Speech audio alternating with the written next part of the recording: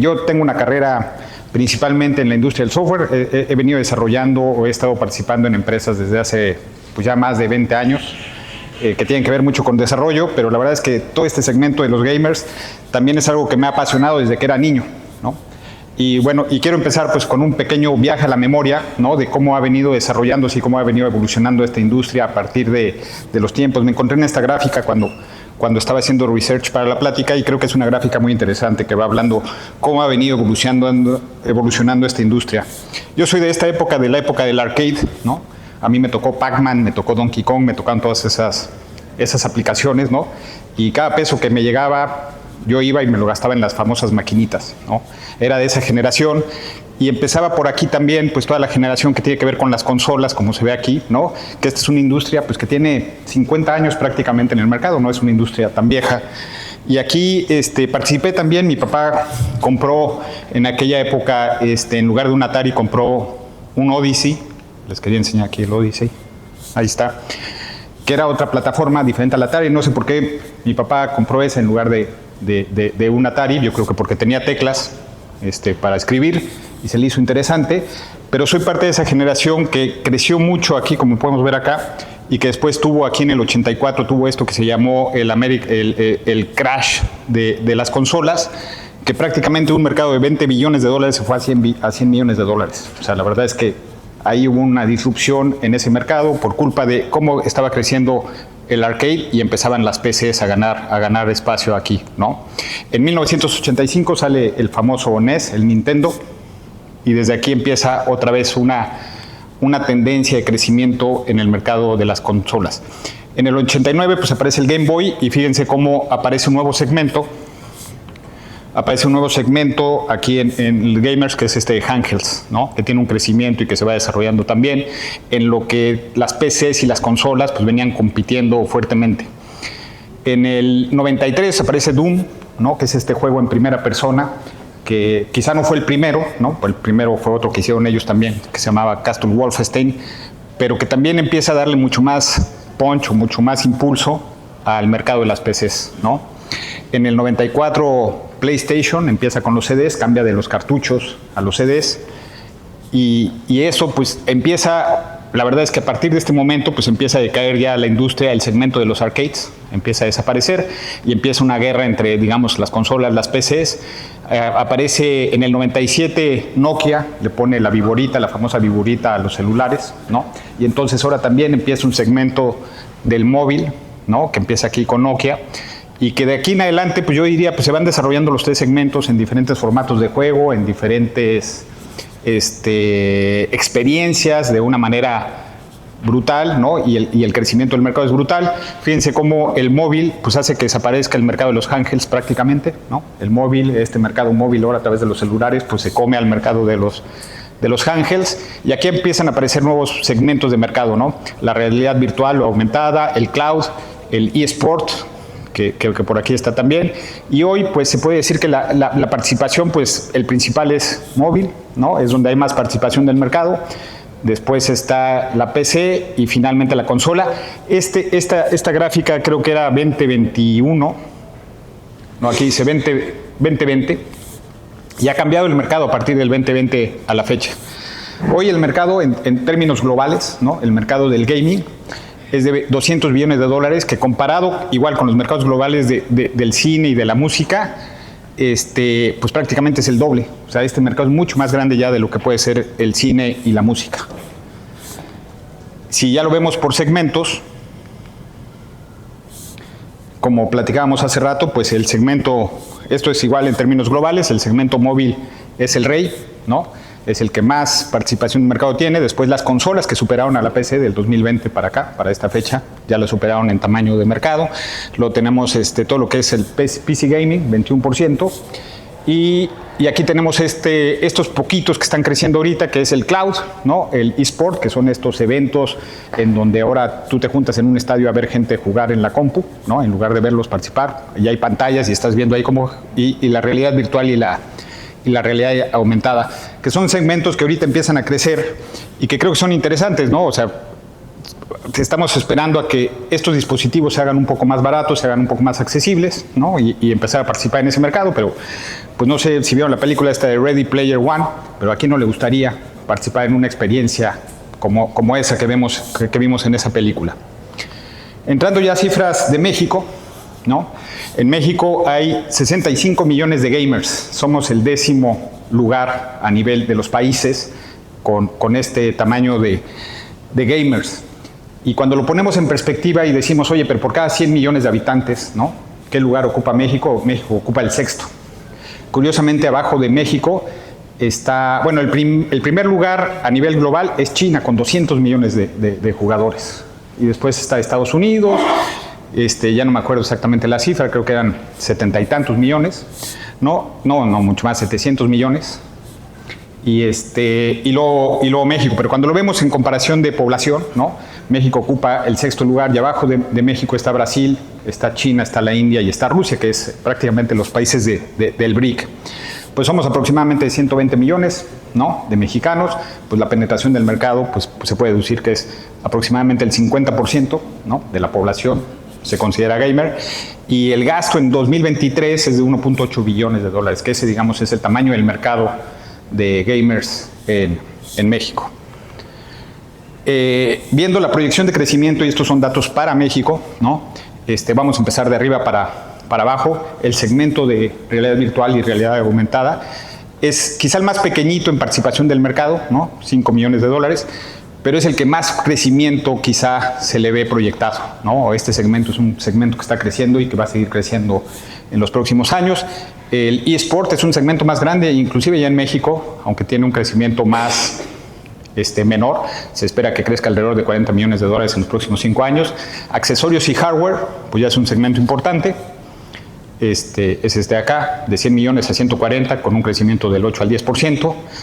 PCs y consolas, de 60 millones a 750 millones, 5 o 6%.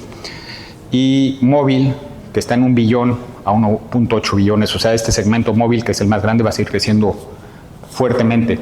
En total, digamos que toda la industria tiene proyectado un crecimiento del 10 al 12% en los próximos 5 años, ¿no? A llegar a 2.5 billones, de 1.8, que es el gasto que les platicaba en 2023, a llegar a 2.5 billones en 2027. Si lo comparamos con cifras de México, en el 2023 creció al 3 y algo, ¿no? La proyección de crecimiento de México en el 2024, 2 y tantito también. Entonces, pues es un mercado que se puede decir que está en expansión, que está creciendo por arriba de lo que crece el mercado, los mercados en México, y creo que eso nos abre pues una buena oportunidad ahora que estén planeando el crecimiento de su empresa el año que entra. Pues creo que son datos que se pueden usar de referencia para decir, oye, ¿cuánto esperaríamos crecer, no? 6%, 10%, pensando en estos números, dependiendo de dónde sentimos que estamos jugando un poco más, ¿no? En términos igual demográficos, pues cómo se divide el mercado de los gamers por edad. El segmento más grande es de 18 a 34, es el 50%, ¿no? de la población que está en ese segmento. Menos de 18 años es el 20%, como que tenemos esa creencia que los niños son los que juegan, ¿no? Que los niños son los gamers, que los niños son los que están más cercanos a todo esto, y como podemos ver aquí, pues no, los niños nada más representan el 18% del total del mercado. Y arriba de 35 es un segmento muy interesante que está creciendo también ahorita, es de los segmentos que más espera un crecimiento, alrededor del 30% es este segmento, es como están los mercados. La media en México es de 31 años, ¿no? O sea, la edad media en México es de 31. ¿Qué significa eso? Que la mitad de la población está arriba de 31, la otra mitad está por debajo de los 31, ¿no? Y este segmento, ¿no? 18 a 34, que es el más grande, pues cae ahí prácticamente, ¿no? Que ya hay más dinero para hacer gasto en este tipo de cosas. Y como les decía, está más enfocado también a PC y a consolas. Este de 18 está un poco más enfocado a móvil, ¿no? Los niños o los menores de 18 pues juegan más móvil, pues por la accesibilidad del juego y demás. El 45% es de mujeres, también es algo que ha crecido en los últimos años, ¿no? Casi ya está muy parejo, hombres y mujeres considerados como gamers. 65% de todo este mercado juega todos los días, principalmente móvil, ¿no? Móvil es el que nos ayuda a que haya juego todos los días. y que lo vemos, ¿no? El 70% es móvil. También es interesante, no tengo el dato aquí, pero cuando vemos cómo se mueve el mercado en función de ingresos, los segmentos más bajos están más en el móvil, ¿no? Los segmentos más bajos. Vale la pena, ¿no? Cuando te das una vuelta en la Ciudad de México por el transporte público, y estoy seguro que en toda la República, la cantidad de gente que ves en el celular jugando es impresionante. Ahí te das cuenta la cantidad de gente que está todos los días interactuando en un celular, haciendo juegos, que son estos juegos gratis en modelos freemium o que tienen anuncios y demás, pero también aquí pues es muy interesante ver eso. En resumen, pues tenemos todos estos datos y en una sesión que tuve hace algún tiempo, pues me preguntaron, oye, ¿cómo puedo utilizar esta información para crear valor en mi negocio? No es una respuesta que me atrevo a dar, la verdad. Cada quien tiene una visión de su negocio, cada quien piensa cómo debería manejar su negocio, qué es lo que quiere en su negocio, pero creo que hay datos aquí muy relevantes que se pueden tomar en cuenta, ¿no? Como, oye, pues, cuando estoy proyectando el crecimiento, ¿de qué me baso para proyectar el crecimiento? Cuando estoy creando una estrategia para llegar a mis clientes, pues qué puedo hacer, ¿no? O sea, cómo veo el mercado, me voy a enfocar más en un segmento, me voy a enfocar en otro segmento. Creo que hay información que puede ser relevante para, con toda esta información, crear valor en el negocio, y pues hay que trabajarla, ¿no? Hay que hacerla que ustedes, cada quien de ustedes lo ponga en su visión.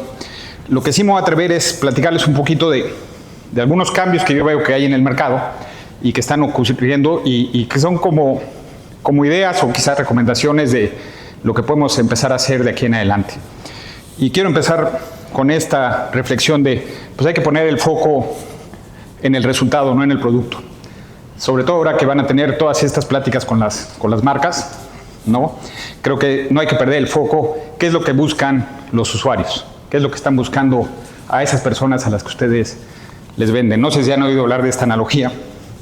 Creo que se llama Theodore Levitt, pues decía que cuando vas a comprar un taladro, pues lo que tú quieres es un agujero, no es un taladro, ¿no? Lo que estás buscando es un taladro. Y cuando llegas al mercado, pues te presentas a muchísimas opciones y te empiezan a platicar cuál es mejor marca, cuál tiene mejor torque, cuál tiene mejor batería, y pierdes un poquito de vista el objetivo, que es, oye, pero yo quiero hacer un agujero, ¿no? Entonces empieza esa idea de hacer una compra comoditizada a una compra totalmente descomoditizada, totalmente en eso, y pierdes de vista el objetivo, ¿no? Entonces, pues aquí un poquito la recomendación es, pues no perder de vista el objetivo, tratar de enganchar con la audiencia, con lo que ellos están buscando más que con las características del producto. Nos hemos convertido, digamos, en comparadores de productos y se nos olvida muchas veces para qué queremos ese producto. Les quiero platicar una anécdota. En el Mundial del 2014, en Brasil, pues yo, como muchos mexicanos, fui a comprar una televisión de plasma. Y fui a Sears, y fui a Sanborns, y cuando estaba en Liverpool estaba viendo las teles, y era esa generación del Piojo Herrera, estaba Guardado, estaba Márquez, era un buen equipo, pero bueno, se acercó el vendedor, y en lugar de hablarme de la tele me dijo, imagínate ver al Tri ganar aquí, ¿no? Y entonces nos pusimos a platicar si en verdad teníamos oportunidad de llegar al quinto partido o no. Y ya después de estar platicando ahí con este cuate, pues acabé comprando la tele. ¿Ustedes dónde piensan que la acabé comprando ahí, no? O sea, no solo fue que se acercó a hablar de mí, de lo que yo estaba buscando, sino también la experiencia de compra la hizo totalmente diferente, ¿no? Y acabé yo comprando pues, la televisión ahí. De hecho, compré una más grande de lo que yo estaba buscando, gracias a toda esa experiencia de compra. Y yo creo que los gamers son mucho de experiencia. Yo creo que lo que ellos están buscando es una experiencia. Y podemos pensar también cuando pensamos en experiencia, pues creo que Starbucks, ¿no? También es un gran ejemplo que vino a cambiar y hacer una disrupción en lo que conocíamos. Hubo una época en donde el café era café, ¿no? Y era lo mismo siempre, y era malo, y era barato, y no había más opciones, no había, bueno, si bien nos iba, había un capuchino, pero pues no había más, ¿no? No había más, y cuando llegó Starbucks, pues descomoditiza ese café, pero pues como dice él, pues no está en un negocio de vender café, ¿no? Sino está en un negocio de personas, y ahí sirven café, ¿no? Entonces cambia mucho el concepto, y creo que son cosas que cuando vemos estas empresas que tienen crecimiento exponencial, como lo tuvo Starbucks, pues vale la pena preguntarse, oye, ¿cómo lo hacen estos cuates vendiendo café, ¿no? Tener esta presencia global, y pues porque al final del día pues cambian la experiencia y la participación de todos los usuarios. Entonces creo que es muy interesante pensar ahora, pues sobre todo en en estas comunidades que son tanto de experiencia, ¿no? La comunidad gamer que es tanto de experiencia, pues pensar en cómo podemos mejorar nuestra conversación con ellos y no caer, yo le diría, en la trampa de hablar del producto. Ahora, estamos viviendo una serie de cambios muy acelerados y creo que hay que subir el nivel del juego, ¿no? O sea, la verdad es que hay muchos cambios ahorita en la industria, en los mercados. Es una época de mucha volatilidad, de mucha incertidumbre, y creo que vale la pena pensar también en qué va a pasar en esto, porque si algo yo estoy seguro es que el cambio es seguro, y es una palabra que a todo mundo de repente nos cuesta trabajo hablar del cambio, ¿no? O sea, oye, nos tenemos que acercar a cambiar y demás, y de repente nos enfrentamos a todas esas dificultades. Y quiero platicarles un poquito de cómo han venido estas evoluciones y dónde estamos ahorita, ¿no? Que no sé si hayan escuchado, pero ya estamos en una nueva revolución industrial, ¿no? Que empezó en el 2020, que es la personalización o la humanización, hay diferentes términos, pero ya se considera que hubo un cambio de época. O sea, no estamos en una época de cambio, estamos en un cambio de época, y eso nos va a llevar, como en cualquier cambio en todas estas industrias, pues nos lleva a adquirir nuevas habilidades, ¿no? Y a entender el mercado de diferente manera. Cuando en 1780 empezó la mecanización, pues habría que entrenar a la gente en todas estas cosas que tienen que ver con la mecanización, después con la electrificación. Digamos que cuando empiezan estas industrias, el mercado laboral no está preparado todavía para esos cambios. Todavía no hay gente que tenga esas capacidades y hay que empezarlas a desarrollar de manera rápida. Creo que es interesante también ver el tiempo que pasó en cada uno de estos cambios, ¿no? Entre este y este, pues pasaron 100 años prácticamente, ¿no? Otros 100 años, menos de 100 años, y ahorita en 9 años hubo un cambio de industria. Y esto pasa también porque todos estos avances se van construyendo sobre los avances que ya existían, ¿no? O sea, para llegar aquí, pues tuvimos que pasar por todo esto, pero sobre todo esto se construyó este último cambio. Y todo eso nos lleva a tener un cambio de mindset, ¿no? Y voy a hablar un poquito más del cambio. Pero bueno, Elon Musk pues dice que aunque no te guste el cambio, pues hay que aceptar, porque si no hay fracaso. Yo no quiero ser tan pesimista, pero sí creo que vale la pena pensar en el cambio. Y algo que he visto y he aprendido en muchos años es que el cambio tiene más que ver con dejar ir que con aceptar cosas nuevas, ¿no? Es mucho más fácil aceptar las cosas nuevas. Lo que nos es difícil es dejar ir. En Brasil, los nativos de Brasil, para atrapar a los monos en la selva, lo que usaban esta trampa, que en un guaje hacían un agujero, metían una fruta, llegaba el mono, mete la mano, y cuando cierra la mano ya no sale la mano, ¿no?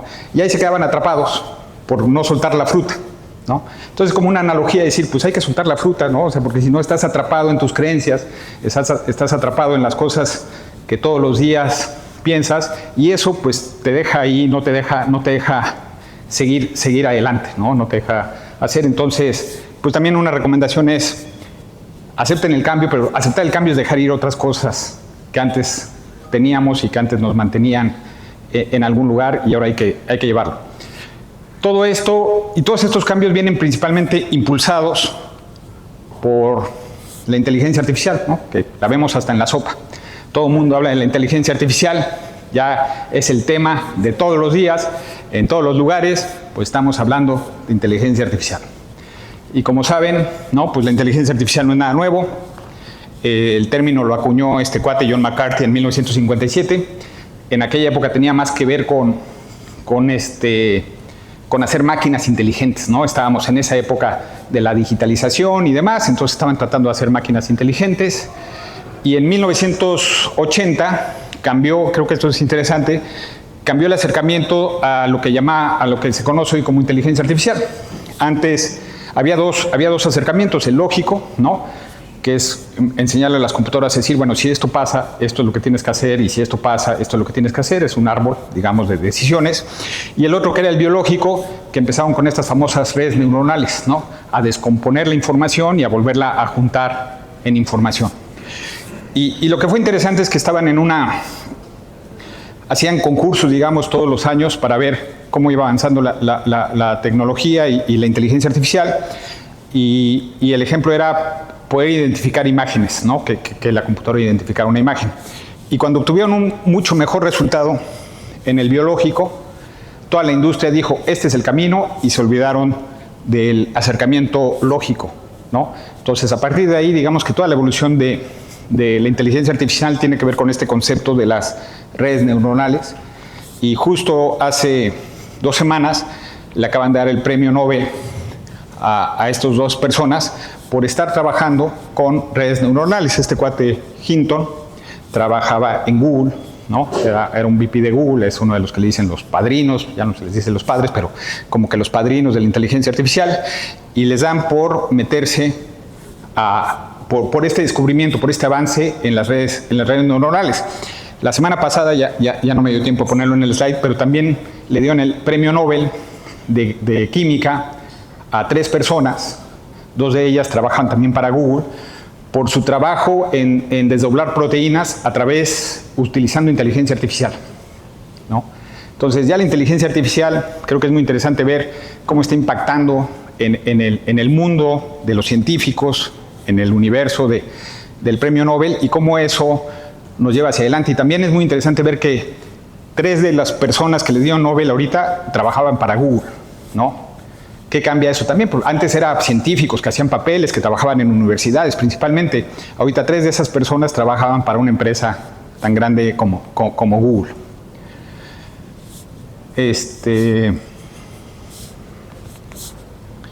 Bueno, y lo que hay que pensar es que la inteligencia artificial, que ahorita está más de moda, ahorita vamos a hablar un poco de eso, pero es una tecnología de uso general. O sea, se puede utilizar prácticamente en cualquier industria.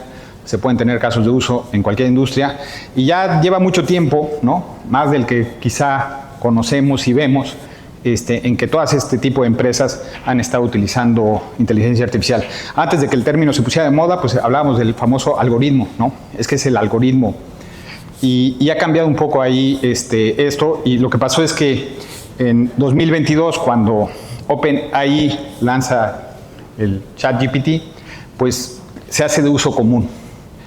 Es interesante ver también la evolución y la adopción de ChatGPT. A ChatGPT llegar a 50 millones de usuarios le tomó 5 días. Al World Wide Web, a la web, le tomó alrededor de 7 años. Al teléfono, no el nuevo, al que ya nadie conoce, que era el teléfono que antes había en las casas, le tomó 100 años llegar a 50 millones de usuarios, ¿no? Esta adopción tan veloz que ha pasado y que le da un valor a las empresas, pues impresionante. Hace un par de semanas, OpenAI, la creadora de ChatGPT, pues hizo un levantamiento de capital y ya está valuada en $157 billones, que es el valor de todas esas demás empresas grandes juntas, ¿no? Ya se compara, digamos, en de estas grandes nuevas empresas como TikTok o ByteDance, ¿no? Que es la dueña de TikTok, pues ya tienen estas valorizaciones impresionantes. Y no es porque tengan activos que valga eso, ¿no? Pero sino la proyección a futuro de lo que pueden venir a desarrollar esas empresas es lo que les genera esta valoración. Cuando hablamos de estos temas, ¿no? O sea, nada más para entrar, algo que es muy interesante ver es cómo esta tecnología ha venido este avance, y tiene que ver con el número de parámetros con lo que han entrenado a estos modelos de inteligencia artificial, ¿no?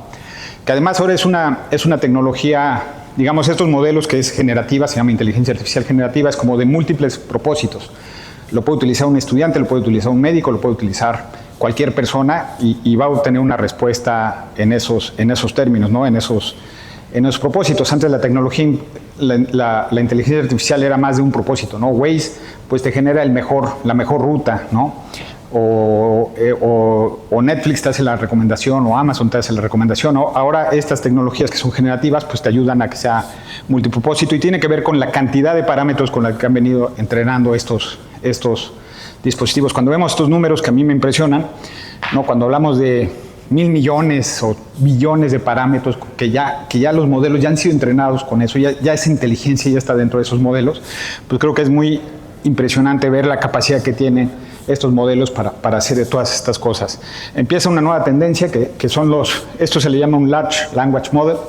Ahorita empiezan los Small Language Models, pero cuando dices, oye, son small porque los entrenamos con 50 billones de parámetros, ¿no? En lugar de con 1,000 billones de parámetros, aún así es una bestialidad, ¿no? Es gigantescos.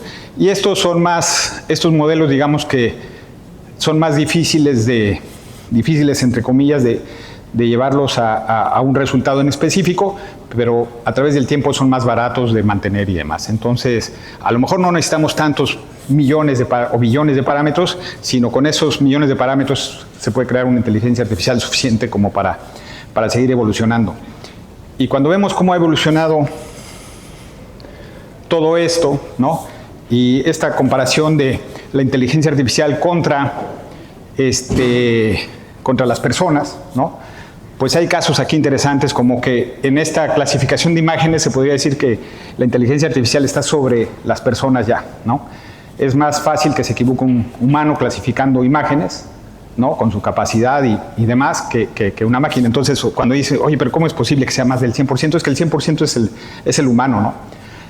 Esto, y que pues no sé si por fortuna, pero siempre se va a cometer algún tipo de error, ¿no? Y se va a aprender de sus errores y demás.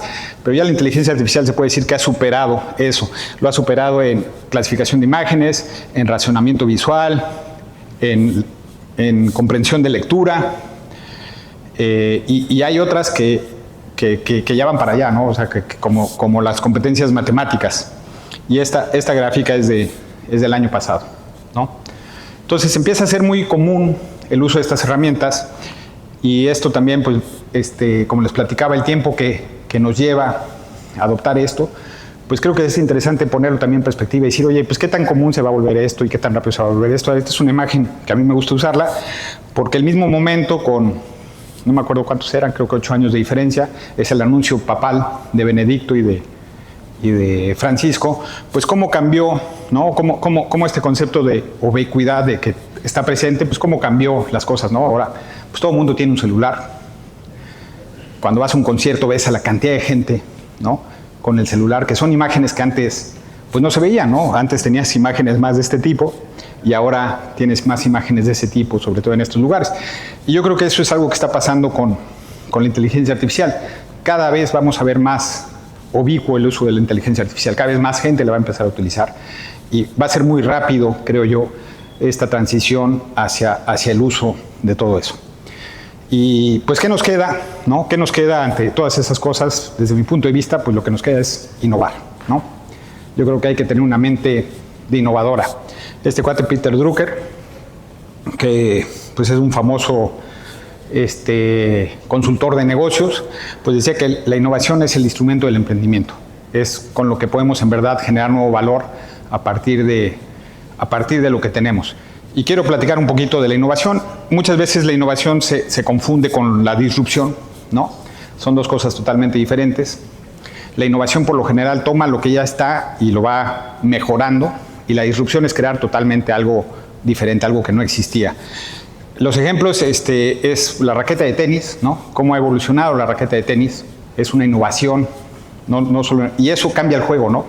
Cuando uno ve cómo se gastaban las canchas de tenis en los 80s y cómo se gastan las canchas de tenis ahorita en estos momentos, es totalmente diferente, y pues tiene que ver con cómo ha evolucionado pues, prácticamente la raqueta, ¿no? Con toda esta evolución de materiales y demás. Si le diéramos a Del Toro la raqueta de Borg, pues de seguro fuera otro juego, ¿no? La disrupción es totalmente cambiar las cosas, ¿no? Aquí, esta historia también creo que es muy buena.